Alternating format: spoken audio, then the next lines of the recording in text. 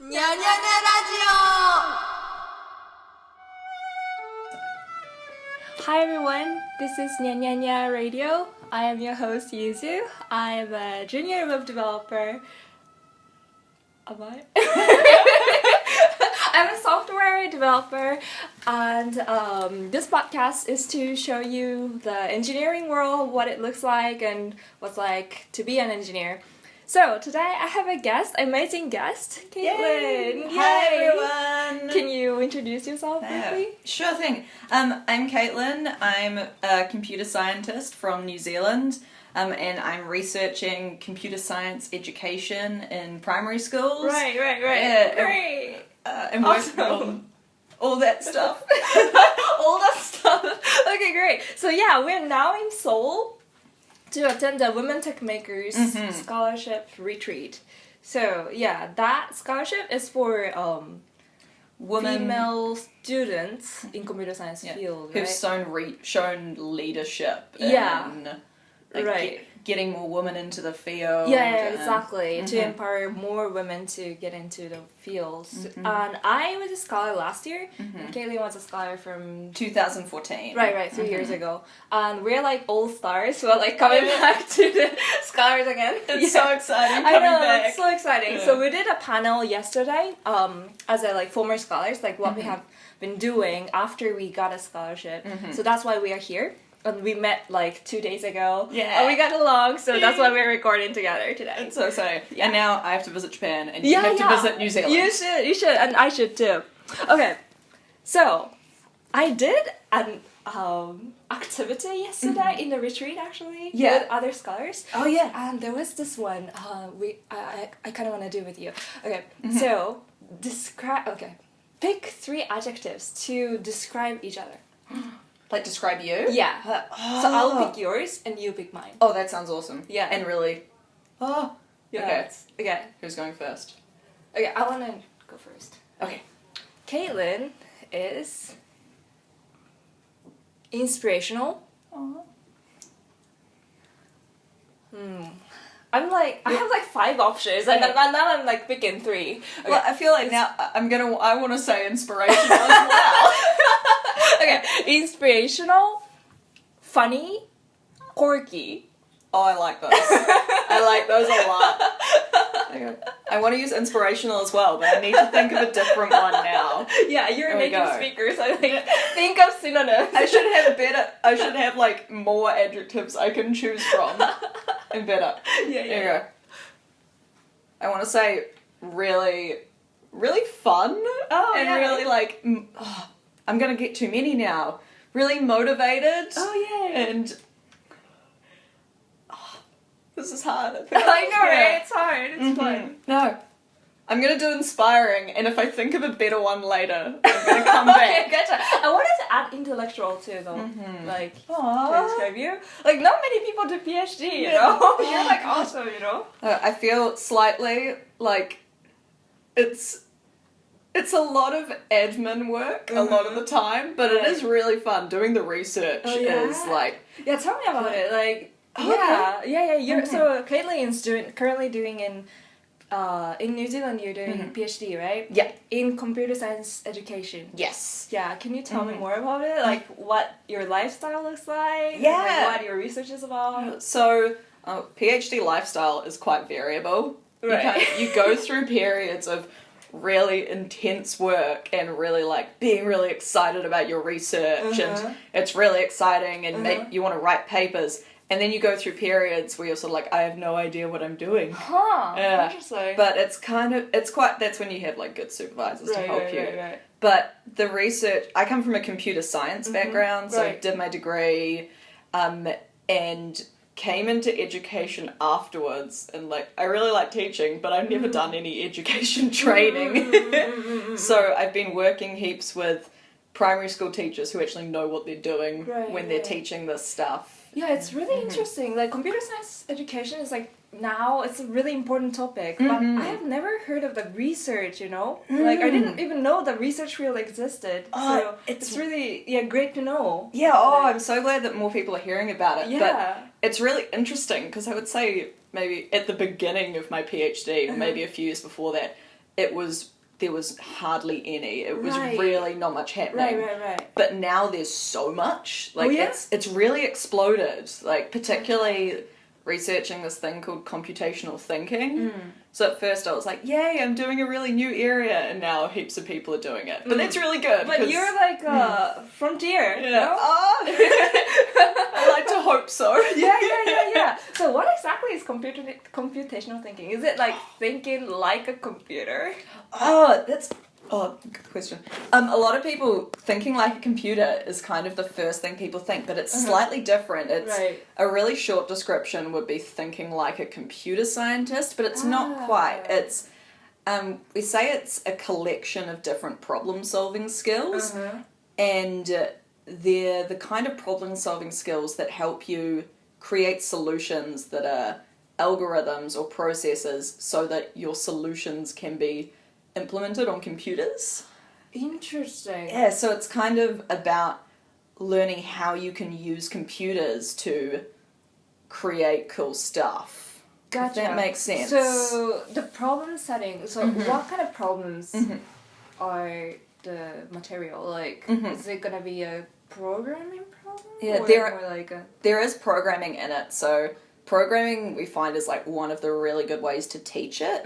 Not just programming, you need other stuff, but programming is really good for students. There's like a range of skills we kind of divide into computational thinking, and one of them is algorithmic thinking, which programming is so good for because you have to learn to be like sequential and learn those strategies.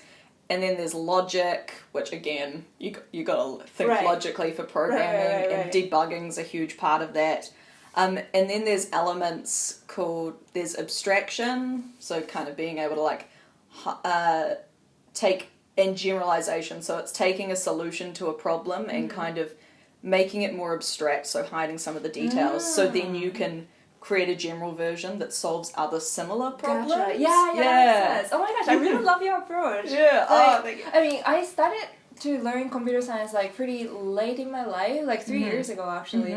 After that, I feel like my thinking has changed so much, but I couldn't really like put that into words. It's really hard to like describe what has changed. I know what you mean. But now I feel like you described it. Yay! Yeah. Oh, that's really awesome to hear, because I've been studying computational thinking for like a year and a half, and I still struggle to just explain it. But yeah, it's so many people you talk to who are computer scientists or software engineers, or generally people who've just done quite a bit of programming in some computer science. Even though you can't describe it, they get what you mean. They're like, I think like that. It's a shift. Exactly. Yeah, I'm so excited that you're doing a research into it. Oh, it's so interesting. And one of the best moments I've had was the first teacher I started working with. Like, it was great because she was kind of like, she was comfortable using technology, so she wasn't too scared, but she was like, I can never do computer science or programming. Like, I'll learn a little bit so I can teach it, but I'm never going to really understand it. And when I talked to her about 6 months ago, so like 3 years after she started teaching it, she said, so you've been talking about this computational thinking and like the programming thinking style. And I always kind of thought, like, I said the same thing and I thought it was just talk, but now I can do it. And she was like, I'm a computational thinker now. Whoa, that's awesome. It was so cool. That sounds awesome. Like, oh my god. Oh, that was one of the best moments. Yeah. Yeah, so I love how you like extracted like kind of like a social aspect of computer science, you know? Like, yeah, I feel like computer science is like affecting my like social life or like life as well, like my life attitude. Yeah. So you're extracting that element from computer science. Is awesome. Oh, so I can't claim all the credit for like abstracting it at all. There's quite a lot of people working on the computer science, but the stuff we've been doing in schools, we see that, like, and I feel exactly the same way. I approach problems in general in my whole life with that kind of mindset. And talking to other computer scientists, it's really funny because they do as well. It's so funny. And you're doing this CS Unplugged, computer science Unplugged activity. Like, it's based on the same kind of theory or like mindset, right? Yes, exactly. It was when it was first created. about 25 years ago.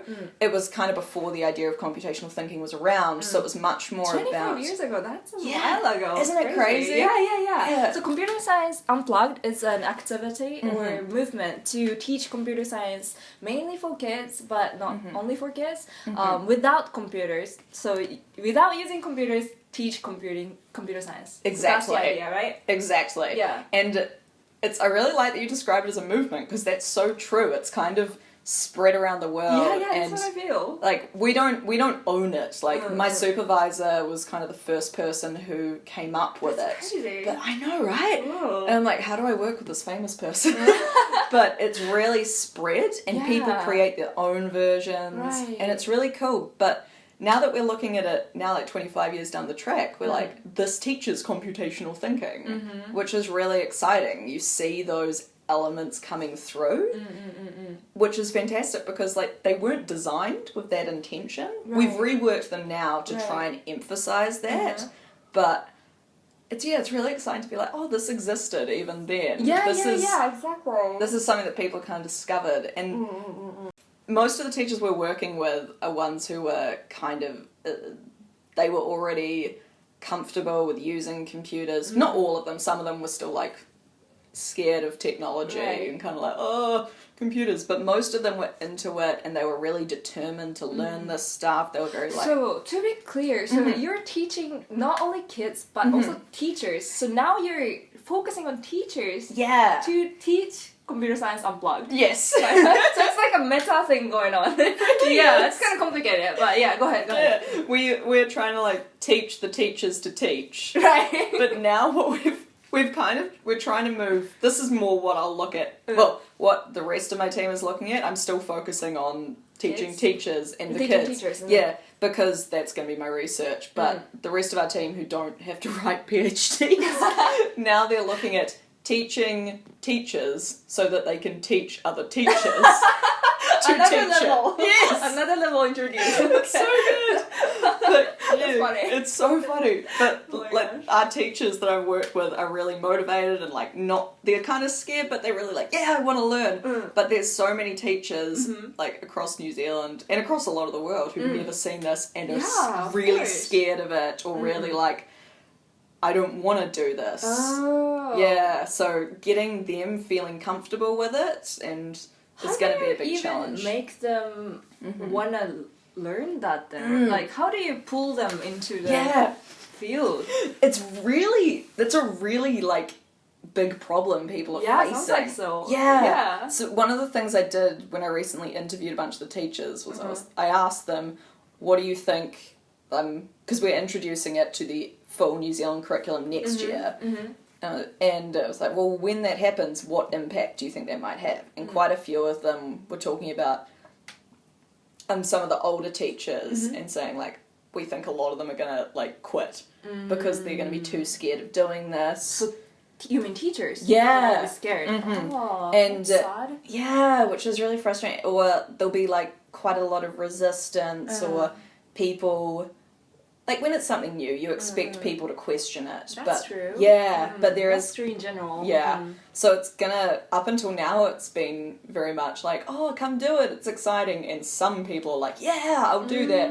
And others are just like, nah, not listening. But now they're kind of forced to do it. But, like, if you look at the actual activities that you do, it's not, like, scary at all. Can you name some of the activities that you actually do? So yesterday, we did the paper plane activity. I love the activity. Yeah. So we did this activity, which it's not an official Unplugged activity yet, but official on our website, but it's one that other groups of people do. But I want to put it on our website. You should. It was because so fun. that was so much fun. Oh, and also it was really, it introduced a lot of like important aspects of computer science too, like parallelism. I can't say that word.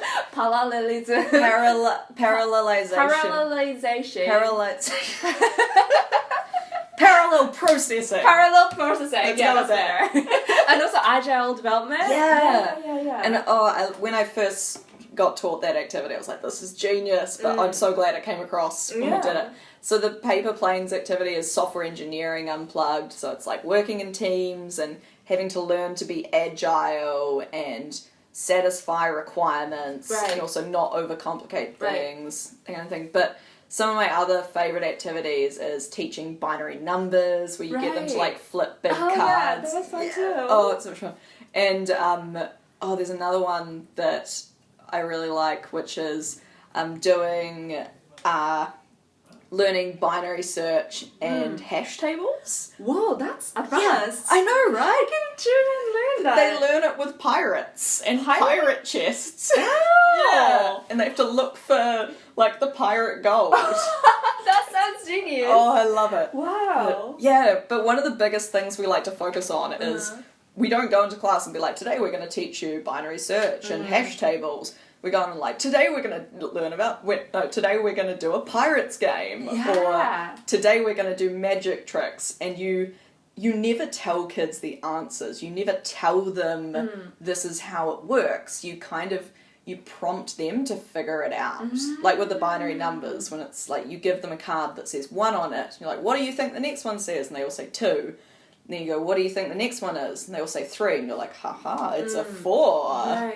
And they have to figure out the pattern. Right. Yeah. I loved how you ran the workship. Like you were like such thank an you. expert. Like you didn't give them an answer and you just like make them say it. Yeah. Yeah. It's this, I really like that philosophy because it makes people feel like empowered. They're like, oh, I can figure it out. Exactly. Yeah. Because computer science is such a like difficult field, or like people see it as like a difficult field. Yeah. So people just like get like scared, but if they can understand it by themselves, that'll be really empowering. Oh yeah, and it's so true that people see it as this really difficult field. Like I find it really similar to when people are like, oh, I just can't do maths.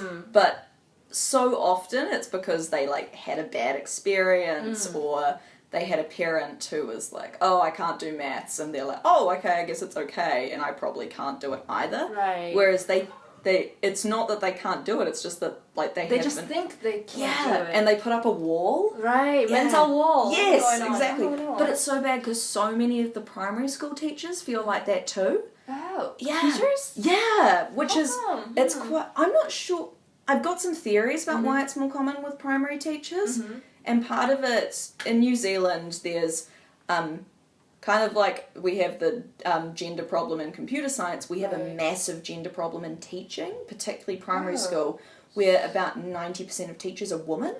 Interesting. Yeah! Huh, I wonder if it's true for Japanese schools too. Yeah, it would be Not sure. interesting to find out. I don't think the number is that high though.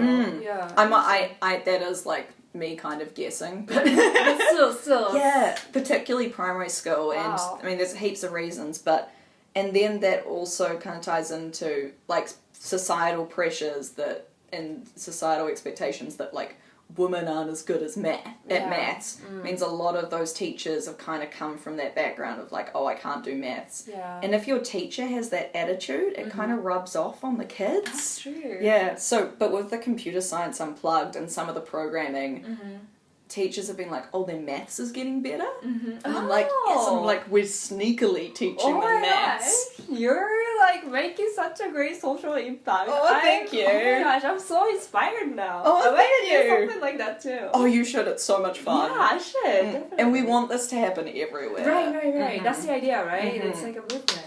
Yeah, I definitely want to do it too. So yeah, talking about you, like you decided to do a computational thinking research or like computer science education research, like over computer science itself. Yeah. So what was your like decision like? Like why did you choose that education side of computer science? Oh, it was at first it was kind of just, I just happened to fall into it. When I did my honours year, I needed a project. And I originally wanted to do machine learning, and I talked to the supervisor, and he was like, oh, cool, like, I have this project. And then I went to talk to him again 2 weeks later, and he was like, oh, no, I gave it away. I can't give you the project. And I was like, oh. And, but I was doing a computer science education course that semester, so I was like, oh, I'll go talk to the guy that runs that. Oh, so you just happened to be Exactly. And I went and talked to him, and I was like, oh my god, I love this, and I really enjoyed it, and I could see the impact. So it was a really hard choice though, because, and it was a hard choice because it tied into my imposter syndrome stuff. Like, there's a real big stereotype around, like with there being heaps of women in teaching, like, oh, it's the woman's career. Right. And so I kind of had that complex, like, oh, I don't want to do it because then people will think I'm just doing it because I'm not good enough at computer science. No. Which was so upsetting. But I was like... Yeah, I can totally see people say that. Yeah. Oh, no, it sucks. And it's like, even if they're not saying it to your face, I just had this idea in my head that like, people would think that. But... And every now and then I struggle with that now, but I don't generally, because I decided to keep going with the education stuff because I was enjoying it, and I was like, oh, well, I've enjoyed doing some research and writing about it, and I think this is important, so, and my supervisor's really cool, so I'll stay and try and do more and see what it's like. And most of the time I love it. Every now and then I get kind of like, oh, I'm not sure. But also... I mean, I'm kind of reassured in the sense that now I feel like my understanding of the fundamentals of computer science is so rock solid, even though I'm really out of practice with programming. Funny. And also, like, there's a lot of teachers in my family, and it's kind of, I have always enjoyed teaching. Gotcha. Like, I kind of tutored my friends at school sometimes. I did some tutoring at uni and some lecturing, and it was just really fun. I see. So you're kind of familiar with the teaching field. Yeah, sort of. I see. But I've kind of, like, learnt by trying it. That's awesome. But also, my supervisor, Tim Bell, has been very good at, like, giving me feedback on it and being like, hey, I find this works well and this doesn't. And that sounds like a great environment to be in. Yeah, it's a really supportive... Our research group is incredibly supportive. I see. Yeah, I think it's really, how can I say, like, really giving to focus on education. Oh, thank you. Yeah. I mean, I want to do something about education too, but at the same time, I want to invest in myself as well. Oh, yeah, like, definitely. as a software engineer. So, like, I really admire you, like, what you're doing. Oh, thank you. Yeah, like, you're making a big impact to the world. Although, but you'll be making a huge impact as well, working on the kind of products you'll be doing. That's true. Yeah, you're impacting millions of people with that as well. Yeah. That makes me feel good too. Yeah. And there's nothing wrong, like, working on your career at the same time, because that's important too. And maybe the more you work on it, the more, like, good you can do in the future. That's true. It's crazy how it's one of the differences that we really see with, like, software and technology. It's, you can impact so many people. Yeah, exactly. Yeah. I think that's the, like, core beauty of, like, engineering, you know? Like, we couldn't do it, like, back then, but now we can, like, impact, like, billions of people. Exactly. In a minute. That's, like, so beautiful, you know? Yeah. Oh, and it is beautiful, and it's just the fact that you can improve people's lives like that. Yeah, exactly. Yeah. So, I do see the beauty in it, and that's why I am in software engineering field. But at the same time, I sometimes feel like, only sometimes, but I sometimes feel like kind of powerless in a way. Like, especially when I'm working on a huge project, like, I do get to decide things, but at the same time, it's, like, really tiny portion of the project. So, like, even though I try to be creative. Is it creative? So that's the question I constantly have to myself. Although, like, I try to think that I am contributing to the world, but yeah, that's like the thing I think about all the time. I think I know what you mean in terms of, like, sometimes, like, the technology or just the big companies in general. Sometimes you feel like a small cog in a big machine. Yeah, exactly. Yeah, which is. And it's interesting because I sometimes feel a bit like that in research, but not in the same way. Sometimes it's more kind of like, there are people out there doing so much more than me. But you can't create big technology that impacts millions of people by yourself. Right, exactly. Like, very few people can do that. And generally, at some stage, they need to hire more people to work with them. Yeah, exactly. So having each person's, like, separate viewpoint improves it in some way. Like, even if it's even if each person is kind of making small contributions, it's still going to be changing it and molding the project. Yeah. But at the same time, sometimes, I guess that's why so many people go off and do startups, because... Yeah, exactly, because you have more control over things, right? Exactly. That makes sense. But I guess... at one time, like, one of my friends who is not in tech, like, she asked me, like, people say that, like, you can use your creativity in computer science field. Is that true? And I was like, yeah, kind of. But I was not completely sure about, like, if I'm being creative in the workplace.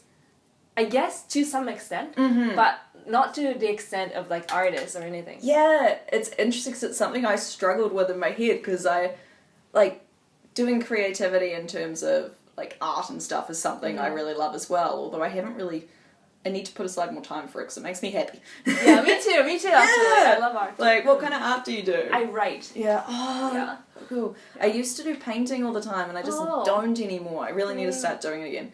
But, yeah, I used to kind of be like, oh, no, there is heaps of creativity in computer science. Like, you have to come up with ideas for a lot of stuff. But sometimes I think there is... Either there's not as much, or it's a different kind of creativity in a sense. Yeah, like, is it more problem solving? Yeah, totally. But I guess sometimes you have to come up with really, like, innovative solutions. That's true. That's true. Yeah, so I feel like, so when you're creating art, you're like creating this like beauty from scratch, right? But when I'm working on a huge project, I'm working on a small portion of it. I'm more like polishing the beauty, the existing beauty, kind of. I see what you mean. Yeah, in a creative way, hopefully. Yeah. I wonder if you were starting, like, if you were on a team, even if it was a big one, starting a brand new project, if that's it would possible. feel different. Yeah. That's possible. Yeah. Maybe I'm like, I just started working, so maybe that will change. Yeah. Maybe. And maybe it's like you... Because some people, I'm sure, don't want to get to that point of doing the really, like, innovative creative. They're very happy just kind of contributing in those ways. Yeah. But if you're interested in that, like, I think one of the other women here was talking about how she was, like, the project lead for her, or the tech lead for her project, so she kind of has a lot more control over where it goes and the ideas for it. Exactly. I want to reach that point. Yeah. Which is... And not many people have the ability to do that. That's true. But also, like, having that other creativity side, like, holy... I shouldn't swear. That must make such a difference in how you can approach the work. Yeah. That's what the diversity is all about, right? Like, people bring you new perspectives to the world. And there are so many connections between them. Actually, there was another scholar, one of the women tech makers who's on this retreat, who was showing me yesterday...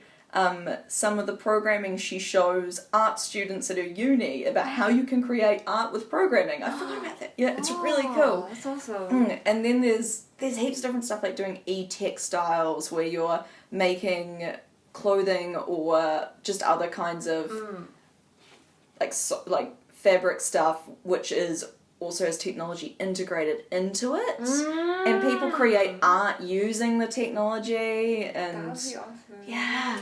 Although actually thinking about it, a lot of the bits where you kind of see some computer science or you see some of the concepts and you're like, oh, that's so beautiful, and like some of it is just beautiful, but it's already there, I guess. So exactly. It's like discovering the beauty instead of like creating itself. I never thought about that before. Yeah, so in that sense, I sometimes feel a little bit powerless, like compared to when I'm writing, you know?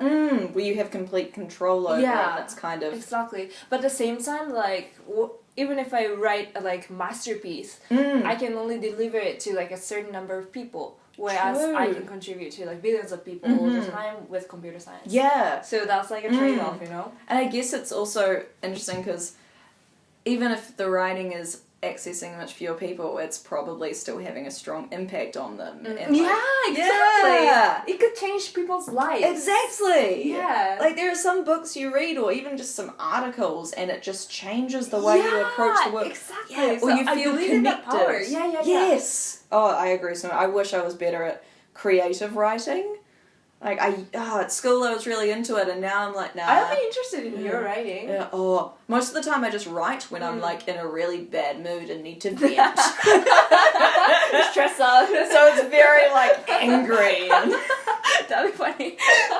Oh, it's so good. Yeah, so I'm attracted to that, like, creative field, too.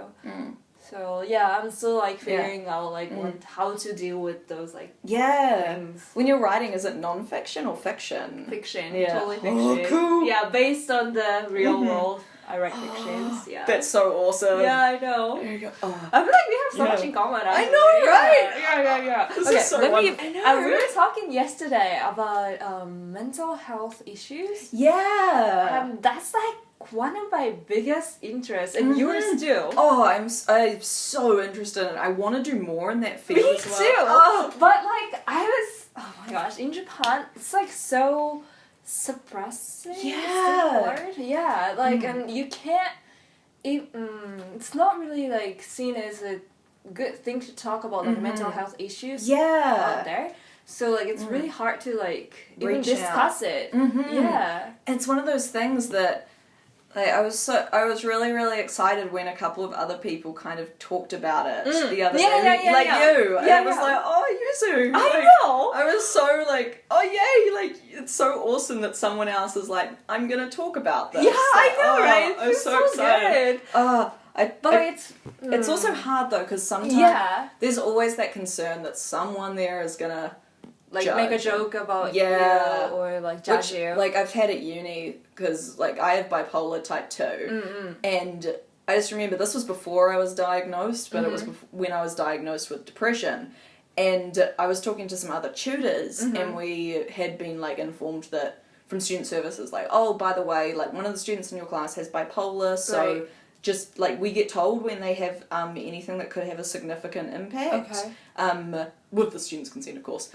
And the other tutors were like, oh, what does that mean? That some days they're just going to be like laughing and happy and jumping around the lab, and some days they'll be sad, and we're laughing about it. And I was just like sitting. Oh my god! Oh my makes god! me so angry. That makes me so angry too.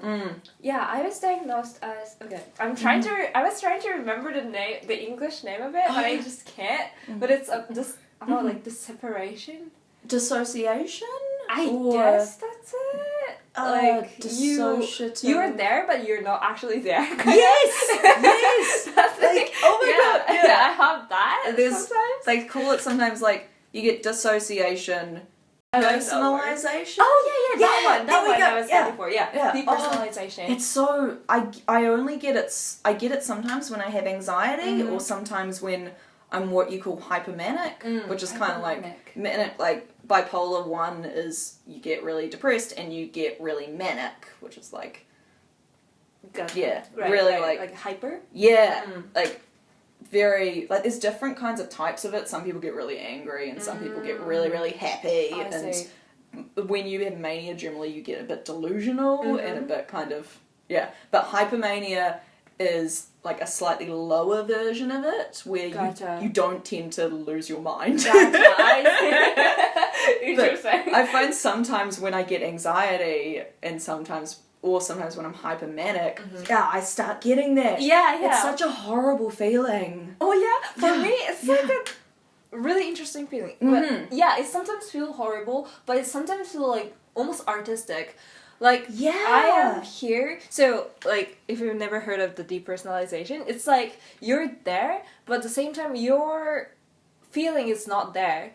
You're, like, your mind, your thinking is, like, in the whole different world. Kind of. You're in a different world, almost, and it's really interesting feeling to get. It's almost like being high, kind of. But kind of there was one way someone described it where it's kind of like you're looking through foggy glass.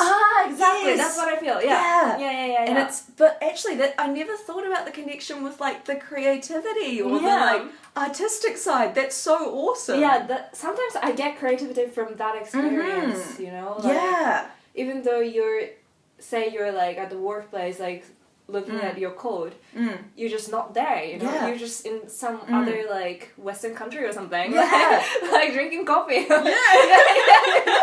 It's like so random. It's so weird. Yeah, but it's interesting because I feel like when you talk to people who haven't experienced it, and probably some people who are listening to this, you might just be thinking, oh, well, that's just like when you're daydreaming. Everyone does that. But it is significantly different. Yeah, it is. It's a full disconnection from, like, who you are. Yeah, like, you feel like your body isn't real. Yeah, exactly. That's what I feel. Yeah. And yeah, when I was diagnosed, now I'm like operating normally. But like, back then, like I was having issues because of that. You know, I couldn't really live normally because of that. Like even though like people talk to me, I was not really responding to them. So yeah, that's kind of the experience I had. Yeah, and you get to like daydreaming. Someone's like, "Hey, Yuzu," you can like snap out of it. I'm like, "Oh, sorry." Yeah, but when you're like that, you can't. Yeah, exactly. So and also like, especially for me, like that daydreaming or like depersonalization was happening when something terrible was happening. Yeah. So I tried. I think I was trying to like unconsciously like depersonalize myself so that I don't get hurt. Yes. So yeah, I don't think that's like healthy, you know? No. Like, because you're not in there to feel the pain, but you are actually feeling the pain. Even though you're not there, like you're not like in the moment, you know? Exactly, and it kind of damages you later. Yeah, exactly. So I don't think it's a healthy thing. It's not, but then it's like there are coping strategies, like strategies you can learn, and in some cases medication, but it's not. It's like a defense mechanism your brain does, so it's not something you can choose to do. Yeah. And I think it's something that sometimes happens to children when trauma has happened. Right. And it's like, and their brain kind of does it, and sometimes they can't even remember it. Right. Yeah, I like reading about stuff. Yeah, me too. I like reading about how those things started and stuff. I have a Google Scholar alert for like papers about bipolar too. Google Scholar alert. Oh my gosh, I should do that too. It's so, I mean, maybe like 3/4 of the things that come through are like, this chemical and this chemical and this protein and sound really hard to read. And I'm like, I don't understand any of this. But then other ones are relevant and interesting. Yeah, so we are sharing this like passion about like mental issues and mental illness, and I feel like that's not like a coincidence, you know, because mental health issues are so much of problem solving. Like we talked yesterday. Oh yeah, it's so like there's different like sections of the population who are more like susceptible to this stuff, and there is some stuff which is kind of scary about like depression is more common, I think, in people who are more observant about the world, maybe. That's a good word, observant. And like people who can kind of more intuitively understand the world. That sounds very like, ooh, we're so great, but it's kind of it's interesting, and it's so, I keep seeing it being so common in the uni students, which is so scary. Even the mental diseases. For most of them, it's more just like their mental well-being is really bad, and some of them like it develops into mental illness. I mean, and then some people it's just like my bipolar was set off by very small things, so I was really like genetically at risk of it. Like my dad has major depressive disorder. My grandfather had bipolar. Which we kind of only realised recently, which was interesting. And then like other people on my dad's side of the family have depression. Some people on my mum's side of the family have anxiety. So I was kind of... Gotcha. It was always going to happen. There are genetic reasons, right? But then some people, you can have like a really small genetic... this is what the research currently says, so I mean it might change and not be accurate in the future, but at the moment it looks like people have different degrees of risk just based on the way your brain is structured. So for some people terrible things can happen to them, but they don't develop these. Like obviously their life is still incredibly difficult, but it doesn't turn into the illness. But then other people, not much can happen. Like, I think my first depression was, like, a breakup, which is so, like, ugh. Kind of common.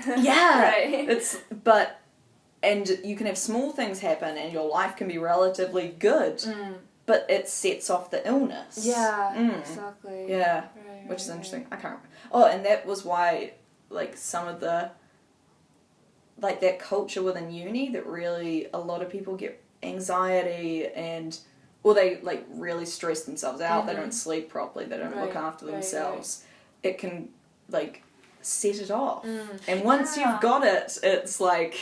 forever, kind of. It's so scary, right? Yeah, I feel like, so people go to gym for, like, the health reasons. I feel like people should go to counseling more. Oh my god, I agree so much. Yeah, to, like, have just the maintenance, you know? Even if you're not, like, sick or anything. Yeah. It feels really good to, like, have someone to talk to about your, like, mental issues. You have this, like, understanding of you with, like, which, like, you can't really get unless you go there, you know? Oh, I agree so much. And it's...